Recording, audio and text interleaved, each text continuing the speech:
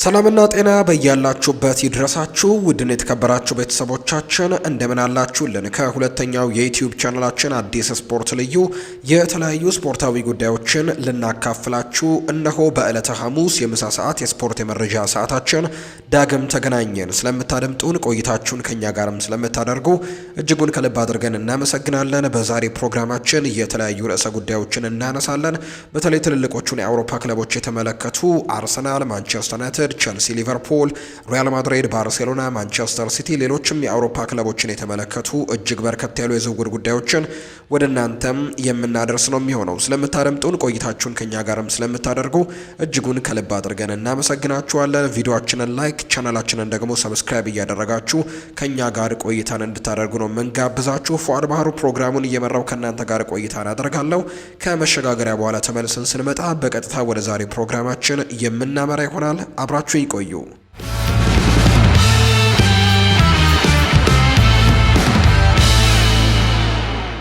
የአስተን ቪላ ኢላማ ወደ ኡናይ ኤምሪ ቡድን የሚያደርገውን ዝውውር ውድቅ ካደረገ በኋላ የወደፊትን ሁኔታ እንደገና ያጤናል።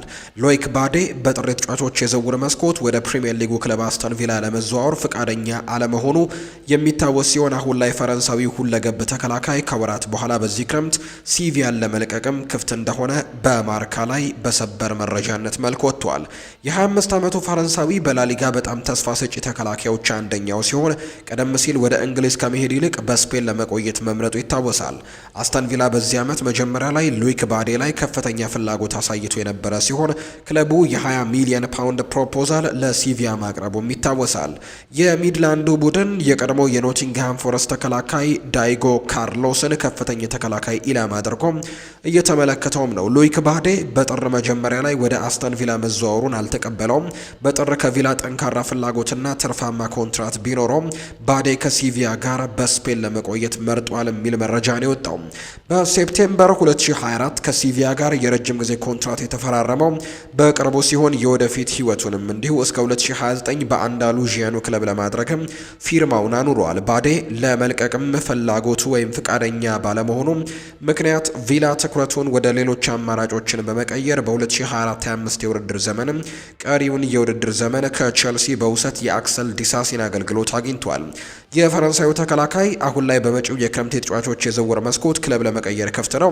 በርካታ የአውሮፓ ክለቦችም ከወዲሁ ትኩረት ሰጥተውታል። ባየር ሌቨርኩዘን በክረምቱ ክለቡን ለቆ ባየር ሚኒክን ለተቀላቀለው ጆናታን ታህም ምትክ አድርገው ባዴን እንደሚፈልጉት ነው መረጃዎች እየወጡ እንደሚገኙ ዘገባዎች የጠቆሙት። አሁን ላይ ኡናይ ኤምሪ አዲስ ተከላካዮችን እየፈለገ እንዳለ ነው የሚነገረው። የባይዴ እምቅ ችሎታ ምናልባትም የአስተን ቪላን ፍላጎት ሊያድስም ይችላል።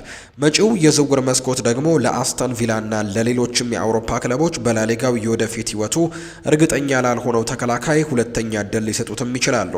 አስተን ቪላ በዚህ ክረምት የማንቸስተር ዩናይትዱን የክንፍ መስመር ተጫዋች ጄደን ሳንቾንም ይመለከታል። ከማንቸስተር ሲቲ ቡድን ውጪ የሆነው ጃክ ግሪሊሽም ሌላኛው በክለቡ ፍላጎት ውስጥ ያለ ተጫዋች እንደሆነ የሚያሳዩ ሪፖርቶች ናቸው እየወጡ የሚገኙት። ሪያል ቤቲስ የናይጄሪያዊውን ኢንተርናሽናል የአንቶኒ አማራጭ አድርጎ ለይቶታል። ሪያል ቤቲስ በክረምቱ አዲስ የክንፍ ተጫዋች ለማግኘት በገበያ ላይ ናቸው። እናም አንቶኒ በድጋሚ ማስፈረሙ ቅድሚያ የሚሰጠው ቢሆንም ማንቸስተር ዩናይትዶች ባለፈው የውድድር ዘመን ሁለተኛው አጋማሽ በቤኒቶ ቪላማሪን በውሰት ሲጫወት የነበረውን ተጫዋች በቋሚ ዝውውር ብቻ መልቀቅ በመፈለጋቸው ዝውውሩ እክል ሊገጥመው እንደሚችል እየተገለጸ ይገኛል። እናም ሪያል ቤቲሶች አማራጮችን በሎስ ቬርዴ ብላንኮቹ የስፖርት ክፍል ውስጥም ባሉ ሰዎች ተለይተው መታየት ጀምረዋል። ሪያል ቤቲስ በክረምት የዝውውር መስኮት አንቶኒን ወደ ክለቡ መመለስ እንደሚፈልጉ ከማንም የተሰወረ አይደለም። ነገር ግን ከማንቸስተር ዩናይትድ ጋር ስምምነት መፍጠር በቶሎ እንደሚቻል በእርግጠኝነት መናገር አይቻልም። አሁን ላይ ሪያል ቤቲስ የኤሲ ሚላኑን ኮከብ ከአንቶኒ ቀጥሎ እንደ አማራጭ እየተመለከተው ነው። ይህ በእርግጠኝነት ቤቲስ አንቶኒን ማግኘት ካልቻለ አዲስ ስምምነት ለማግኘት ሌሎች አማራጮችን እንዲያስቡም አድርጓቸዋል። እንደ ዲያሪዮ አስ ዘገባ ከሆነ አንድ ተጫዋች በራዳራቸው ላይ ያለ እሱም የቀድሞ የቪያሪያል ተጫዋች የሆነው ሳሙኤል ቺክዌዜ ነው። በ2023 ቪያሪያልን የለቀቀው ቺክዌዜ በሚላን ቆይታው መደበኛ የመነሻ ቦታን ለማግኘት ተቸግሯል። ሮሰነሪዎቹ ቡድናቸውን እንደ አዲስ ለመገንባትም ትልቅ መዋዕለ ንዋዮችን ማፍሰስ የሚችል ክለብም ወይም ገንዘብም ለማሰባሰብ በመፈለጋቸው ምክንያት ለድርድር ክፍት ናቸው። ይህም ደግሞ ለሪያል ቤቲስ ተስፋ ይሰጣል። አንቶኒ መመለስ ካልተቻለም ይህ ዝውውር ሊከናወን ይችላል ተብሎም ነው እየተጠበቀ የሚገኘው። ቺክዌዜ በሚቀጥለው ክለብ ውስጥም እንግዲህ የዋና ተዋናይ ሚና መጫወት ይፈልጋል። እናም ሪያል ቤቲስ ይህ እንዲሆን ደግሞ ይፈቅድለታል። ማኑኤል ፔሌግሪኒ ከአብዴና ከሄሱስ ሮድሪጌስ ጋር ለማወዳደርም አዲስ የክንፍ ተጫዋችም ያስፈልጋቸዋል። በተለይ የዩሮፓ ሊግ እግር ኳስ በሚቀጥለው የውድድር ዘመን በሪያል ቤቲስ ዋና አጀንዳ ይሆናል ተብሎ ነው የሚጠበቀው። በቤቲስ በዚህ ክረምትም ማንን እንደሚያስፈርም ወደፊት የሚታይ ይሆናል። አንቶኒ በእርግጠኝነት ህልም እንግዲህ ፈራሚ ይሆናል። ነገር ግን ተለዋዋጭ አማራጮች ላይ ቺክዌዜ በጣም ጠንካራ ስም ያለው ተጫዋች እንደሆነ ጭምር ነው እየተገለጸ የሚገኘው። አርሰናል ከቤንጃሚን ሸስኮ ቀጥሎ ሌላ የአርቢ ለብዚሽ አጥቂም እየተመለከቱ ነው። አርሰናሎች ኖርዌያዊውን የግራ መስመር አጥቂ አንቶኒዮ ኑሳን ከቤንጃሚን ሸስኮ ቀጥለው ለማዛወር እያጤኑበት ነው። የ20 ዓመቱ ኮከብ በ2024-25 የውድድር ዓመት እያሳለፈ ሲሆን 9 ጎሎችንና 7 ደግሞ ለጎል የሆኑ ኳሶችን አመቻችቶ በማቀበል ለክለቡና ለሀገሩ የተለያዩ የአጥቂ ክፍል ቦታዎች በመጫወትም ጥሩ ዓመትን አሳልፏል። የኑሳን ሁኔታ በቅርብ የተረዱ ምንጮችም በዚህ ክረምት በተለይም ከአርሰናል ፍላጎት እየሳበ መሆኑን ለከቼንድ ኦፍ ሳይድም አሳውቀዋል። ሌሎች እንደ ቸልሲ፣ ኒውካስል ዩናይትድ፣ አስተን ቪላ፣ ኤቨርተን እና ናፖሊ ካሉ ክለቦች ጋርም ኖርዌያዊ ወጣት ኮከብ መገናኘቱን እንግዲህ እንደቀጠለ ነው ዘገባዎች የሚያሳዩት። ነገር ግን በአርቢ ላይፕዚግ በ45 ሚሊዮን ዩሮ የሚገመተው ኑሳ የእነዚህ ክለቦች የቅድሚያ ኢላማ መሆኑ እስካሁን ግልጽ አይደለም። ነገር ግን በዚህ ክረምት አንቶኒዮ ኑሳ ወደ ፕሪምየር ሊግ ሊያመራ ይችላል።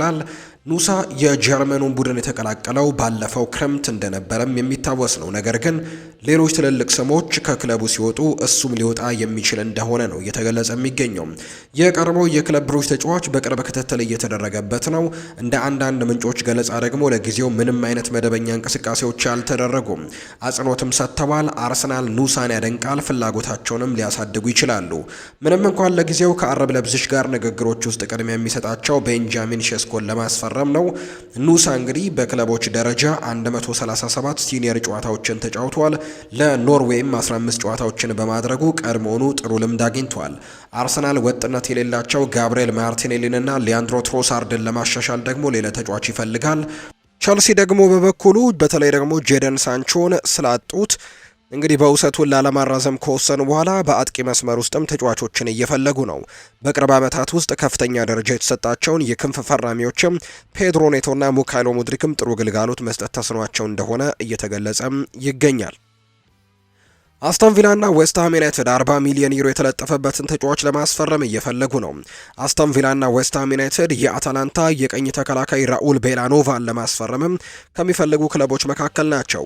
የ25 ዓመቱ ጣሊያናዊ ኢንተርናሽናል በቀኝ ተከላካይ ወይም በግራ ተከላካይ መጫወት የሚችል ሲሆን በአታላንታ መሸጫ ዋጋው በ40 ሚሊዮን ዩሮ አካባቢ እንደሚገመትም ከወኪሉ ጋር የቅርብ ግንኙነት ያላቸው ምንጮች ለከቼንድ ኦፍ ሳይድ አሳውቀዋል። በቤላኖቫ ጉዳይ በክረምት የዝውውር መስኮት ላይ ምንም አይነት ተጨባጭ ንግግሮች እስካሁን አልተደረጉም። ነገር ግን ደግሞ አንድ ምንጭ እንዳረጋገጠው የፕሪሚየር ሊግ ክለቦች ትኩረት መሳብ እንደጀመረም ተነግሯል። አስተን ቪላና ዌስትሃም ዩናይትድ ቤላኖቫን በመከታተል ከፉልሃም ጋር ተቀላቅለዋል። ናፖሊ ደግሞ የቀድሞው የኢንተር ሚላንና የካግሊያሪ ተጫዋች ላይ የተወሰነ ፍላጎት እንዳላቸውም እየተነገረ ነው። ቤላኖቫ ከቀይ መስመር ተከላካይነት በተጨማሪ የክንፍ ላይም ጥሩ ሪከርድ ያለው ሲሆን ጣሊያናዊው ኮከብ በውድድር ዘመኑ ባደረጋቸው ሁሉም እንግዲህ ውድድሮች ላይ 9 አሲስቶችን አድርጓል። ተጫዋቹ አሁን ላይ የእግር ኳስ ደረጃውን ከፍ ለማድረግ የሴሪኤ ትልቅ ክለብን ወይም ደግሞ የፕሪሚየር ሊግ ውስጥም ትልቅ ክለብን ለመቀላቀል ዝግጁ ሲሆን እንደሚችልም ነው መገመት ቀላል እንደሆነ እየተገለጸ የሚገኘው። ቤላኖቫ ወደ ቪላ ቢያመራ በዛ ቦታ ላይ እንግዲህ ከማቲካሽ ጋር ሊፎካከር ይችላል። ዌስትሃም ዩናይትድ እሱን ካስፈረመ ከአሮን ዋን ቢሳካ ጋር ማፎካከር የሚችል ሲሆን በነፃ ደግሞ ለለቀቁት ቭላድሚር ኩፋል ጥሩ ምትክም ይሆንላቸዋል። ስለሆነም ዌስትሃሞች ተከላካዩን ለማግኘትም በንቃት መስራታቸው የግድ ይሆናል ተብሎ ነው የሚጠበቀው። ኡናይ ኤምሪ በቪላ ፓርክ ጥሩ ስራን ሰርቷል። ስለዚህ ደግሞ አሁን ላይ ተከላካዩ ካገኙት የበለጠ ፈታኝ አማራጭም ተደርጎ ሊወሰድ ይችላል። ዌስትሃም ዩናይትድ በአብዛኛው ያለፈው የውድድር ዘመን በሁለቱም ግራሃም ፖተር እና በቀድሞ አለቃቸው ዩሊያን ሎፔቴጊው ስርም ሲታገል ቆይተዋል። ተጫዋቹን ወደ አንዳቸው ለማምራትም ምርጫውን ያሳውቃል ተብሎ ነው እየተጠበቀ የሚገኘው። አርሰናል የ23 ዓመቱን ተጫዋች ቁልፍ ተጫዋች ለመተካት የዝውውር ኢላማ አድርገውታል። በስፔን የወጡ ዘገባዎች አርሰናል በዚህ ክረምት የሲቪያውን ወጣት ተከላካይ አማካይ ሉሴን አጉሜን ለማስፈረምን ፍላጎት አላቸው። የፈረንሳይ ከ21 ዓመት በታች ኢንተርናሽናል በላሊጋው ቆይተው አስደናቂ ብቃቱን ማሳየት ችሎ ነበር። እናም በቶማስ ፓርቴ የወደፊት እጣ ፈንታ ላይ ጥርጣሬ በመኖሩ በአርሰናል ግምት ውስጥም እንደገባ ነው እየተገለጸ የሚገኘው። ከፌጂያስ በወጣ ዘገባ መሰረት አጎሜ ከዚህ በፊት እንግዲህ ከአርሰናል ጋር ተገናኝቷል። ፉትቦል መርካቶ እንደዘገበው ከሆነ የሰሜን ለንደኑ ግዙፍ ክለብ ባለፈው ዓመትም በታህሳስ ወር ላይ እሱን ፍላጎት እንደነበር በመግለጽ ፍላጎቱ እውነተኛ መሆኑን ማረጋገጫ ሰጥቷል። እነዚህ አዳዲስ ሪፖርቶች ያን ያክል ታማኝ እንደሆኑ ገና ግልጽ አይደለም። ነገር ግን በፓርቴ ላይ እንግዲህ የሚሆነው ነገር ግልጽ ሲሆን የተጫዋቹ ሁኔታ ግልጽ ይሆናል። አሁን ላይ ቶማስ ፓርቴ ኮንትራቱ አልቆበታል። ፌጂያስ በዚሁ ዘገባው ላይ ባርሴሎና እንደሚፈልገውም ዘገባው ያስረዳል። አርሰናሎች እንግዲህ የቶማስ ፓርቴ ኮንትራት መጠናቀቁን እንግዲህ ያስታውቀዋል። ነገር ግን ለጋናው ኢንተርናሽናል አዲሱን ለመስጠትም ንግግሮች በመካሄድ ላይ ናቸው። ቶማስ ፓርቴ ለሚኬል አርቴታ ቡድን ቁልፍ ተጫዋች ነበር። ስለዚህም እሱን ማቆየት የክለቡ ዋና ጉዳይ እንደሚሆንም ይገመታል። ነገር ግን ስምምነት ላይ መድረስ ካልተቻለ ከአጉሜ ወይም ደግሞ ከሌሎች ተመሳሳይ አቅም ካላቸው ተጫዋቾች ጋር የሚደረጉ ግንኙነቶች ደግሞ ይቀጥላሉ ተብሎ እንደሚታሰቡ ነው መረጃዎች እያሳዩ የሚገኙት። አርሰናል በዚህ ክረምት ማርቲን ዙቤሜንዲን ከሪያል ሶሴዳድ ማስፈረሙ ሲረጋገጥ የስፔኑ ኢንተርናሽናል ለተሰናበተው ጆርጂኒዮ ምትክም ይመስላል። ነገር ግን ቶማስ ፓርቴ ከለቀቀ በዚያው የሜዳ ክፍል ሌላ ተጨማሪ ተጫዋችም መጨመር ስለሚፈልግ ይችላል ተብሎ ነው እየታሰበ የሚገኘው። ባየር ሚኒክ በኒኮ ዊሊያምስ ውድድር ላይ አሁንም ተስፋ አልቆረጠም። ትልልቆቹን ክለቦችን ለመቅደም እየተንቀሳቀሰ ነው። የአትሌቲክ ቤልባው የክንፍ መስመር ተጫዋች ኒኮ ዊሊያምስ በዚህ የዝውውር መስኮት ላይ እንደገና የትኩረት ማዕከል ሆኗል። ብዙ የአውሮፓ ግዙፍ ቡድኖችም ፊርማውን ለማግኘት ይፈልጋሉ። እስካሁን ባየር ሚኒክ ለኒኮ ዊሊያምስ በጠንካራ ሁኔታ የተንቀሳቀሰው ቡድን ነው። ነገር ግን ተጫዋቹ ፍላጎቱ ባርሴሎናን መቀላቀል ነው። የሙኒክ ሰዎች ከተወካዮቹ ጋር ተገናኝተዋል። እናም ከባስክ ዊንገሩም ጋር ጥሩ ምላሾችን አግኝተዋል። ባርሴሎና ተጫዋቹ ላይ ያለው ፍላጎት እየጨረሰ ይመስላል። ነገር ግን እሱን ለማስፈረም የሚፈልግ የትኛውም ቡድን 58 ሚሊዮን ዩሮ የውል ማፍረሻውንም እንግዲህ ማሟላት አለባቸው። አትሌቲክ ቤልባኦ ከኒኮ ዊሊያምስ ጋር የኮንትራት ንግግሮችን በማድረግ እየሞከረ እንደሆነ ይገለጻል። ባየር ሚኒክ ኒኮ ዊሊያምስን በቼልሲና በአርሰናል እንደሚወደድ ጠንቅቀው ያውቃሉ። ባርሴሎናንም መቀላቀል እንደሚፈልግ ጠንቅቀው ያውቃሉ። እናም ሀሳባቸው ከፕሪሚየር ሊጉ ሀያላን ክለቦችና እንዲሁ ከስፔን ላሊጋው ሀያሉ ክለብም በመቅደም ለኒኮ ዊሊያምስ ትልቅ እድልን ወይም ትልቅ ውልን መስጠት ነው። ክሪስቲያን ፉልክ እንደዘገበው ከሆነ ሙኒክ የተጫዋቹን የመልቀቂያ ማፍረሻም ለመክፈል ምንም ችግር የለባቸውም። ነገር ግን በሪፖርቱ ላይ በመመስረት በአመት ከ20 ሚሊዮን ዩሮ እስከ 24 ሚሊዮን ዩሮ የሚደርስም አጠቃላይ የኒኮ ዊሊያምስ የደሞዝ ጥያቄዎችን ለማሟላት ፈቃደኛ መሆን አለመሆናቸው ላይ ግን ጥርጣሬዎች አሉ። የኒኮ ዊሊያምስ ስምምነትን ለማግኘት ሁለት እንቅፋቶች አሉ። የደሞዝ ድርድሩ በባየርን እቅድ ውስጥ ካሉት ሁለት ዋና መሰናክሎች አንደኛው ነው። ሌሮይ ሳኔ ክለቡን ለቆ ወደ ጋላታሳራይ መሄዱ ከተረጋገጠ በኋላ ከሳዑዲ አረቢያ ፍላጎቶች ላይ ያሉት ኪንግስሌ ኮማንም ጥያቄውን ለመቀበል እየጠበቁ ናቸው። ነገር ግን ምንም አይነት ደግሞ ጥያቄዎች እስካሁን ድረስ አልመጡም። ሌላኛው ጥያቄ ኒኮ ዊሊያምስ ከሚወደው አትሌቲክ ቤልባኦ ጋር ለመለየት ፍቃደኛ መሆን አለመቻሉ ነው። የ22 ዓመቱ ተጫዋች እንግዲህ ከክለቡ ጋር ጠንካራ ቁርኝነት አለው። መልቀቅ ከፈለገ መሄድ የሚፈልገው ወደ ባርሴሎና ብቻ ነው። ባለፈው የውድድር ዘመን በዩሮፓ ሊግ የፍጻሜ ጨዋታን በሳን ማሜስ በማድረግም ተስፋ ነበረው። ነገር ግን በማንቸስተር ዩናይትድ ተሸንፈው ከውድድሩ ውጪ መሆናቸው የሚታወስ ጉዳይ ነው። ቸልሲዎች በመሃል ተከላካይ ዝውውር ጉዳይ ላይ ሊቨርፑልን ሊፎካከሩ ተዘጋጅተዋል።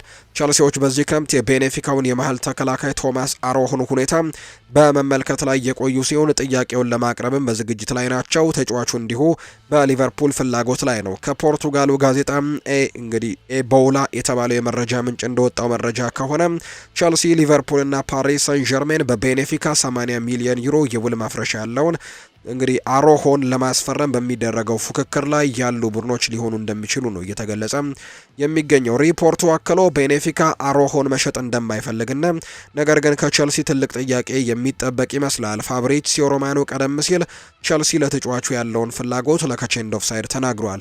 ቸልሲዎች ከዚህ ቀደም ኤንዞ ፈርናንዴዝን ከቤኔፊካ ለማስፈረም ትልቅ ዋጋን በመክፈል ወስደውታል። እናም አሮሆን በማስፈረምም ወደ ላቀ ደረጃ ለማድረስም ዝግጁ የሆነ ሌላ ተጫዋች ይመስላል።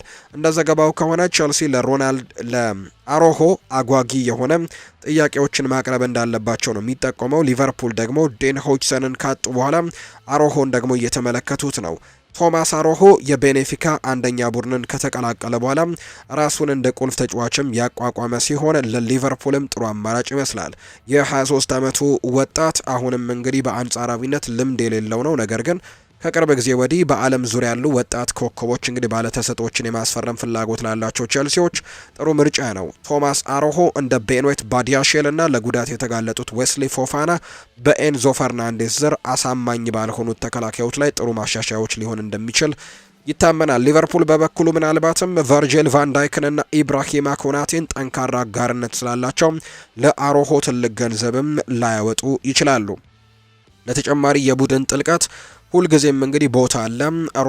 ቶማስ አሮሆ ከቨርጂል ቫን ዳይክ እና ከኢብራሂማ ኮናቴ ጋር በረጅም ጊዜ ሂደት ውስጥም ደግሞ ለመቆየት ጠቃሚ አማራጭ ሊሆን እንደሚችል የሚያሳዩ ሪፖርቶች ናቸው እየወጡ የሚገኙት። ሊቨርፑሎች 75 ሚሊዮን ፓውንድ እስከ 80 ሚሊዮን ፓውንድ ሊገኝ የሚችለውን የክንፍ አጥቂ ሲከታተሉት ቆይተዋል። ሊቨርፑሎች በክረምቱ የዝውውር መስኮት በቡድናቸው ላይ ትልቅ ለውጥን ለማድረግ እንቅስቃሴ እያደረጉ ነው። የትሬንት አሌክዛንደር አርኖልድ ወደ ሪያል ማድሪድ መሄድን ተከትሎ ክለቡ የተከላካይ መስመሩን ለማሻሻል ጀረሚ ፍሪምፖንግን ከባየር ሌቨርኩዘን አስፈርመዋል። ፍሎሪያን ቨርትስ በዚህ ክረምት ወደ አንፊልድ የሚደረገውን ዝውውር ሊያጠናቅቅ ቀርበዋል። ይህም ደግሞ በክለቡ ሪከርድ ፊርማ ይሆናል። ከላይ የተጠቀሱት ሁለቱ ተጫዋቾች ጋር እንግዲህ የቦርንመዙ የግራ መስመር ተከላካይ ሚሎስ ኪርኬዝም በዚህ ክረምት አዲሱ የሊቨርፑል ተጫዋች ለመሆን የቀረበ ነው። የፕሪሚየር ሊግ አሸናፊዎቹ ለአዲስ የመሃል ተከላካይ ፊርማ ወደ ገበያ ሊወጡ ይችላሉ። ሆኖም ግን ቀያዮቹ ተገቢውን ገንዘብ ካቀረቡ ሊያስፈርሙት የሚችሉት የፕሪሚየር ሊግ ተጫዋቾች አሉ። አሁን ላይ ሊቨርፑል ለአንቶኒ ጎርደን ፊርማም ዋጋ ተነግሮታል ተብሏል። እንደ ፉትቦል ኢንሳይደር ዘገባ ኒውካስል ዩናይትድ ለአንቶኒ ጎርደን ከ75 እስከ 80 ሚሊዮን ፓውንድ ካቀረቡለት ለመሸጥ ይፈልጋሉ። ጋዜጠኛ ፒት ኦሪየ እንደተናገረው ከሆነ በእንግሊዝ ኢንተርናሽናል ክንፍ ተጫዋች ላይ የሊቨርፑል ፍላጎት የቅርብ ጊዜ ወቅታዊ መረጃንም እንዲሁ አቅርበዋል። ይህ በብዙ ሁኔታዎች ላይ የሚመረኮዝ እርምጃ ነው። ሉዊስ ዲያስ ሊቨርፑልን ለቆ የሚሄድም ከሆነ ወደ ባርሴሎና፣ ሳዑዲ ፕሮ ሊግ ወይም ደግሞ ሌላ ቦታ የሚሄድ ሲሆን በግራ ክንፍ ተጫዋች ገበያ ላይም ደግሞ ይሆናሉ። አንቶኒ ጎርደን ባለፈው ክረምትም ኒውካስል ዩናይትድ አንዳንድ ተጫዋቾችን በፒኤስአር ሕግ ምክንያት ለመሸጥ ሲገደድ ደግሞ ሊቨርፑልን ለመቀላቀል በጣም ተቃርቦ እንደነበር የሚታወሰው ሰው ነው። ሊቨርፑል አንቶኒ ጎርደንን ሲከታተል ቆይቷል። እናም ደግሞ እሱ ላይ አሁንም ፍላጎቶች አሳይተዋል። ኒውካስል ዩናይትድ በሀሳብ ደረጃ ጎርደንን በኤዲ ሃውሰርም ቁልፍ በመሆኑ እሱን ማጣትም አይፈልጉም። በጥቅምት ወር የረጅም ጊዜ ውል ተፈራርሟል። ስለዚህም በወደፊት ህይወቱ ላይ ኒውካስል ዩናይትድን ለማሳመን ከ75 እስከ 80 ሚሊዮን ፓውንድን ማቅረብ ግድ ነው። ጎርደንን ማስፈረም አስቸጋሪ ይመስላል። እንዲሸጡ ደግሞ ለማሳመን ትልቅ ክፍያም ይጠይቃሉ። በቻምፒየንስ ሊግ በመሳተፋቸው የፒኤስአር ሁኔታዎች በጣም ጤናማ ይመስላል። እናም ውድ ንብረታቸውን ለመሸጥም ምንም አይነት ጫና አይደረግባቸውም።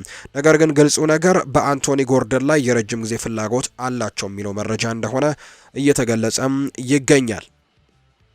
ጋዜጠኛው ቼልሲዎች ባለፉት 42 ጨዋታዎች 25 የጎል አስተዋጽኦችን ያደረገውን ሁለገብ ኮከብ የማግኘት ፍላጎት እንዳላቸው ይናገራል። ቼልሲዎች በአርቢ ላይፕዚግ የአጥቂ አማካይ ዣቪ ሳይመንስ ዝውውር ላይ የተወሰነ ፍላጎት እንዳላቸው ተዘግበዋል። የኔዘርላንዱ ኢንተርናሽናል በቅርብ ዓመታት ውስጥም ከላይፕዚግ ጋር ድንቅ የውድድር ዘመንን አሳልፈዋል። ዣቪ ሳይመንስ በዚህ የውድድር ዘመን 14 ጎሎችንና 11 ለጎል የሆኑ ኳሶችን አመቻችቶ በማቀበል በግሉ ጥሩ ዓመትን ማሳለፍ ችሎ ነበር። ፋብሪዚዮ ሮማኖ ቀደም ብሎ በቼንድ ኦፍ ሳይድ አምዱ ላይ ሲጽፍም ዣቪ ሳይመንስ በዚህ ክረምት በዝውውር ፈላጊዎቹ ላይ እንዳሉት የፕሪሚየር ሊጉ ክለቦችም ተጫዋቹን እንደሚፈልጉት ተናግረዋል። አሁን ላይ ጋዜጠኛ ቦቢ ቪንሰንት በፉትቦል ለንደን ላይን በተናገረው የጥያቄና መልስ ክፍለ ጊዜ ላይ ቸልሲ በዣቪ ሳይመንስ ላይ ስላለው ፍላጎትም ተናግሯል። በዚህ ክረምት እንደ አማራጭ ይታያል፣ ነገር ግን እስካሁን ድረስ ምንም አይነት ግንኙነት የለም። በዚህ ክረምት በተደጋጋሚ ስማቸው ሲያሰምች ያለው ነገር ግን ይፋዊ ግንኙነቶች እስካሁን የሉም የሚል መረጃን ያጋራው ሮማኖና ቢቢሲ ስፖርት እና ደግሞ ሌሎችም እንደዘገቡት ዣቪ ሳይመንስ ፍሎሪያን ቨርትስን ካጥ በኋላ የባየር ሚኒክ ከፍተኛ ኢላማ ሊሆን እንደሚችል ተነግሯል። ነገር ግን ዣቪ ሳይመንስ አሁንም ወደ ቸልሲ የመሄድ እድል አለው ተብሎ ይገመታል ብሎናል ፋብሪዚዮ ሮማኖ። እንደተናገረው ከሆነ እንግሊዝ የዣቪ ሳይመንስ መዳረሻ ልትሆን ትችላለች። ፕሪሚየር ሊግ ለተጫዋቹ ጥሩ መዳረሻ ሊሆን ይችላል። ሳይመንስ እንግዲህ በዚህ የቸልሲ ቡድን ውስጥም ቁልፍ ሚና ሊኖረው ይችላል። ይህም እንደ ጃኦ ፌሊክስና ሙካይሎ ሙድሪክ ባሉ ሌሎች በአጥቂ መስመር ተጫዋቾች ላይ ማሻሻያ ሊሆን ይችላል። ዣቪ ሲማንስ የባርሴሎና ተጫዋችም የመሆን ህልም አለው። ፋብሪዚዮ ሮማኖ ቀደም ሲል በባርሴሎና አካዳሚ የነበረው ሲማንስ በስራው ውስጥም በሆነ ወቅት ወደ ኑ ካምፕ የመመለስ ህልም እንዳለው ተናግሮ ነበር። የቼልሲ ደጋፊዎች የተጫዋቹን ፍላጎት ሲሰሙ ይደሰታሉ፣ ነገር ግን እስካሁን ድረስ ለተጫዋቹ ምንም አይነት ድርድርም ሆነ ጥያቄዎች አላቀረቡም። ስለሆነም ዝውውሩ ደግሞ አሁንም ገና እንደሆነ ጭምር ነው እየተገለጸ የሚገኘው። የቼልሲ የተከላካይ ዝርዝር ይዘው እየሰሩ ነው። ቼልሲዎች የመሃል ተከላካይ አማራጮቻቸውን ለሚያጠናክር በሚፈልጉበት ወቅትም የአምስት ተጫዋቾችን ዝውውር ማዘጋጀታቸው ተዘግቧል። ሰማያዊዎቹ ስምምነቶችን ለመጨረስ እየሰሩ ነው፣ ነገር ግን በአሁኑ ጊዜ በፊፋ ክለብ የዓለም ዋንጫ ላይ ያተኩራሉ። ቦቢ ቪንሴንት በፉትቦል ለንደን ላይ ባወጣው ዘገባ መሰረት ጆሬል ሃቶ ቼልሲዎች ዋና ኢላማቸው አድርገው ሲሰይሙ ሙሪሎ፣ ጃራርድ ብሬዝቫይት፣ ማርክ ጉሂና ቶማስ አሮሆ በዝርዝሩ ላይ ሰይሟቸዋል። ቦኒ ቪንሴንት ስለ ቼልሲ ኢላማዎችም እንዲህ ብሎ ነው የተናገረው። በክለቡ ራዳር ላይ ብዙ ስሞች አሉ፣ ሃቶ ከነሱ አንደኛው ነው። ነገር ግን እንደ ሙሪሎ፣ ጀራርድ ብሬዝቫይት፣ ማርክ ጎሂና ቶማስ አሮሆ የመሳሰሉት አሉ። ስለሆነም ደግሞ ቼልሲዎች በክረምቱ እንግዲህ እቅዳቸውን ያመጣዋል። ስለዚህም ደግሞ ትኩረታቸውን በውድድሩ ላይ ቢሆንም የመሃል ተከላካይ ጉዳይ ደግሞ በቼልሲ የሚጠበቅ ነው ሲልም ነው የተናገረው። የቀድሞ አጥቂ ቶሬ አንድሬ ፍሎ እንዳለው ከሆነ ቼልሲ ማርክ ጉሂን በድጋሚ እንደሚያስፈርሙ አሳስበዋል። የክሪስታል ፓላስ ካፕቴንና የቀድሞ የአካዳሚ ኮከባቸው ለቡድኑ ተስማሚ መሆኑንም እንዲሁ ተናግረዋል። ማርክን እንግዲህ የማውቀው በወጣትነቱ እንግዲህ ሲያሰለጥኑት ነው። በአካዳሚው ለጥቂት ዓመታት ሰርቻለሁ። እሱ በጣም ጥሩ ልጅ ነው። እናም ደግሞ በቼልሲ በድጋሚ ቢጫወት ደስ ይለኛል። እሱ በጣም ጠንካራ ተከላካይ ነው። በፈጣንና በክለቡም ደግሞ በጣም ይጫወታል። በጣምም ጥሩ ፊርማ ይሆናል ብዬ አስባለሁ ሲል የተናገረው። እንዲሁም ደግሞ ሸዋን ራይት ፊሊፕስ ቼልሲ ትልቅ ስህተት እየሰሩ እንደሆነ ተናግሯል። የቀድሞ ተጫዋች ሸዋን ራይት ፊሊፕስ ቼልሲ ከፓሪስ አባላት ጋር ለቆ እንዲወጣ በመፍቀዱ ስህተት እንደሰራ ነው የተናገረው። ግብ ጠባቂው በቦርንመዝ ጥሩ እንቅስቃሴን እንዳደረገና በስታንፈርድ ብሪጅም ሌላ እድል ሊሰጠው እንደሚገባ ጭምር ነው ፊሊፕስ የተናገረው። የቼልሲ ውሳኔ አልገባኝም። በዚህ ሲዝን ከነሱ ኃላፊዎች ማንም ሰው ኬፓን አይቶት እንደነበር ግልጽ ነው። እሱን ደግሞ ጥሩ ዓመትን አሳልፎ ነበር። ቦርንመዝ ከፍ ብሎ ዓመቱን እንዲያጠናቀቅ ምክንያት ነው። እንዲሁ ደግሞ አንዱ ነው። ድንቅ ነበር። ኬፓ የማይታመን ነበር። የውድድር ዘመኑ ሲጀምር ቼልሲ ግብ ጠባቂ መግዛት አያስፈልገውም፣ ምክንያቱም ኬፓ አለ ብዬ ነበር። ለዛም የቼልሲ ውሳኔ ድንጋጤ ውስጥ ከቶኛል ሲልም ጭምር ነው እየተናገረ የሚገኘው። ፊሊፕስ ነው ይህንን ሀሳብ የሰጠው። ማንቸስተር ዩናይትዶች አንቶኒ ላይ ትልቅ ዋጋ ለጥፈውበታል። ማንቸስተር ዩናይትድ ብራዚላዊውን አጥቂ አንቶኒን በክረምቱ የዝውውር መስኮት ለመሸጥ 50 ሚሊዮን ዩሮ ዋጋ አስቀምጠውበታል ተብሏል። እንደ ቫለንቲን ፉርላን ዘገባ ከሆነ አንዳንድ ክለቦች የቀድሞው የአያክስ የክንፍ መስመር ተጫዋች ላይ ፍላጎታቸውን ማሳየት ጀምረዋል። ነገር ግን ይፋዊ ጥያቄዎች እስካሁን ለአንቶኒና ለዩናይትድም አልቀረቡም። አንቶኒ ማንቸስተር ዩናይትድን ከኤርዲቪዜ ኃያል ክለብ አያክስ በ95 ሚሊዮን ዩሮ የዝውውር ሂሳብ በነሐሴ 2022 የተቀላቀለ ሲሆን ነገር ግን ብራዚላዊው አጥቂ በኦልትራፎርድ የሚጠበቀውን ያክል አልሆነም። በእንግሊዝ የመጀመሪያ ውድድር ዘመን አንቶኒ በሁሉም ውድድሮች ባደረጋቸው 47 ጨዋታዎች 10 ጎሎችን አስቆጥሮ 5 አሲስቶችን ደግሞ አድርጓል። በ2023/24 የውድድር ዘመን ብራዚላዊው አጥቂ ባሳየው ብቃትም ከመገናኛ ብዙሃንና ከቀድሞ የእግር ኳስ ተጫዋቾች ትችቶች ደርሰውበታል። አንቶኒ በዩናይትድ የመጨረሻ ባደረጋቸው 38 ጨዋታዎች 5 የጎል አስተዋጽኦችን አድርጓል። ባለፈው የውድድር ዘመን ለማንቸስተር ዩናይትድ በመጀመሪያ የውድድር ዘመን አጋማሽ አንድም የፕሪሚየር ሊግ ጨዋታ አልጀመረም። በጥር ወር ዩናይትድ አንቶኒን ወደ ሪያል ቤቲስ በውሰት የላከ ሲሆን የ25 ዓመቱ ተጫዋች በውድድር ዓመቱ ሁለተኛው አጋማሽ እጅግ ወሳኝ ተጫዋች በመሆን ራሱን በሪያል ቤቲስ ማሳየት ችሏል። በሎስ ቨርዲ ብላንኮቹ 26 ጨዋታዎችን አድርገው የቀድሞው የአያክስ የክንፍ መስመር ተጫዋች 9 ጎሎችን አስቆጥሮ 6 አሲስቶችን ደግሞ አድርጓል። ሪያል ቤቲስ በላሊጋ 6ኛ ደረጃን በመያዝ የዩሮፓ ሊግን ቦታ ያረጋገጠ ሲሆን በተጨማሪም የዩሮፓ ኮንፈረንስ ሊግ ፍጻሜ ላይም ደርሷል። ባለፈው የውድድር ዘመን አጋማሽ በሎስ ቨርዲ ብላንኮቹ ባሳየው ብቃትም የክንፍ አጥቂው የተለያዩ ክለቦች ፍላጎትን ማትረፉ ነው እየተገለጸ የሚገኘው። ፍሎሪያን ቬርትስ ሊቨርፑልን የመረጠበት ምክንያት ታውቋል። ታማኙ ጋዜጠኛ ፖል ጆይስ ፍሎሪያን ቬርትስ ማንቸስተር ሲቲን በመተው ሊቨርፑልን ለመቀላቀል የወሰነበት ምክንያትን ይገልጻል። ቢቢሲ ስፖርት እንደዘገበው ከሆነ ቀያዮቹ ለ22 ዓመቱ ፊርማ የክለቡ ሪከርድ የሆነ 116 ሚሊዮን ፓውንድ ለባየር ሌቨርኩዘን ለመክፈል ተስማምተዋል። ዝውውሩ እንግዲህ በቀጣይ በዚህ ሳምንት መጨረሻ ላይ ይፋ ይሆናል ተብሎ ይጠበቃል። ፖል ጆይስ እንደተናገረው ጀርመናዊው በማንቸስተር ሲቲ የሚፈለግ ነበር። ነገር ግን እንደ ጆይስ ዘገባ ከሆነ የፔፕ ጓርዲዮላ የክለብ ቆይታን በተመለከተ እርግጠኛ አለመሆኑ ተጫዋቹ የማንቸስተር ሲቲን ጥያቄ ውድቅ አድርጎታል። ቬርትስ ጋርዲዮላ የማንቸስተር ሲቲ አሰልጣኝነቱን ለምን ያክል ጊዜ እንደሚቆይ ለማወቅ ፈልጎ ነበር፣ እናም በመልሱ አላመነም። ስለዚህም ደግሞ ሲቲን የመቀላቀል እድሉን በመተው የአርኔ ስሎቱን ሊቨርፑል መቀላቀልን ወስኗል። ማንቸስተር ሲቲ ከፍሎሪያን ቬርትስ ጋር ለረጅም ጊዜ ሲያያዝ ቆይቷል። የኬቨን ደብሮይና የረጅም ጊዜ ተተኪም ተብሎ ይጠበቅ ነበር። ሆኖም ግን ሊቨርፑሎች በዓለም አቀፍ እግር ኳስ ውስጥም በጣም ከሚመኟቸው ተጫዋቾች መካከል አንዱን ነው እንግዲህ ለማዘዋወር የቻሉት። ፍሎሪያን ቬርትስ ባለፉት ጥቂት ዓመታት በተለይ በሻቪ አሎንዞ ስር ባለፉት 2 የውድድር ዘመናት የባየር ሌቨርኩዘን ኮከብ ሰው ነበር። በ2023-2024 የውድድር ዘመን ደግሞ ቡድኑ የቡንደስሊጋን ዲኤፍቢ ፖካልንና ዲኤፍኤል ሱፐር ካፕን እንዲያሸንፍም ትልቅ ሚናን ተጫውቷል። ወጣቱ የጨዋታ አቀጣጣይ በየሶስት ጊዜያት እንግዲህ የቡንደስሊጋው ምርጥ የቡድን ውስጥ ተመርጧል። እንዲሁም ባለፉት 2 የውድድር ዘመናት ደግሞ የቡንደስሊጋው የወቅቱ ምርጥ ተጫዋች ተብሎም ተመርጧል። ጀርመናዊው አማካይ በባየር ሌቨርኩዘን 197 ጨዋታዎችን አድርጎ 57 ግቦችንና 65 ለጎል የሆኑ ኳሶችን ደግሞ አመቻችቶ ማቀበል የቻለ ተጫዋች እንደሆነ እንዲሁ ዘገባዎች ደግሞ ያሳያሉ። አንድሪው ሮበርትሰን በሊቨርፑል ስለ ፍሎሪያን ቬርትስም ዝውውር ያለውን ስሜት ግልጽ አድርጓል። ከኛ ጋር ሲጫወት በጣም ጥሩ ነበር። ጀርመንን 5-1 ስኮትላንድን በዩሮ 2024 ስታሸንፍም ያንን አስታውሳለሁ። በእርግጥ እንግዲህ ያ ጨዋታ ለኛ በጣም ከባድ ነበር፣ ነገር ግን እሱ በጣም ጥሩ ችግር የፈጠረብን እሱ ነበር። ብዙ ጊዜ እሱን አላየሁትም፣ ነገር ግን ከሱ ጋር የተጫወትኩት እናም ደግሞ እሱ ምርጥ ተጫዋች እንደሚሆን ለማሳየትም በቂ ይመስለኛል። በዚህ ዓመት በቻምፒየንስ ሊግ ከባየር ሌቨርኩዘን ጋር ተጫውተናል። ያንን ጨዋታ የበለጠም የተቆጣጠርነው ይመስለኛል እና ምናልባትም ትንሽ ከባድ ነበር። በእርግጠኝነት በጀርመን ቡድን ከኛ ጋር እሱ በጣም ጥሩ ነበር። ስለዚህም ደግሞ ትውውቃችን ቀደም ብሎ ነው የምንጠብቀው ተጫዋች ነው ሲልም ጭምር ነው አንድሪው ሮበርትሰን ሀሳቡን ከፍሎሪያን ቬርትስ ጋር በተያዘም እየሰጠም የሚገኘው። የተወደዳችሁና የተከበራችሁ ቤተሰቦቻችን ለዛሬ ያዝንላችሁ ከሁለተኛው የዩቲዩብ ቻናላችን አዲስ ስፖርት ልዩ ለዛሬ ያዝንላችሁ አዳዲስ ስፖርታዊ ጉዳዮቻችን እነዚህን ይመስሉ ነበር። ቆይታችሁን ከኛ ጋር ስላደረጋችሁ እጅጉን ከልብ አድርገን እናመሰግናለን። ፏድባሩ ፕሮግራሙን እየመራው ከእናንተ ጋር ቆይታን አደረግኩኝ። በቀጣይ ፕሮግራሞቻችን ደግሞ ሌሎች ርዕሰ ጉዳዮችን ይዘን ዳግም ተመልሰን የምንገናኝ ይሆናል። መልካም ጊዜ፣ መልካም ምሽት እንዲሆንላችሁም ጭምር ነው በአክብሮት የምመኘው። ክብሮት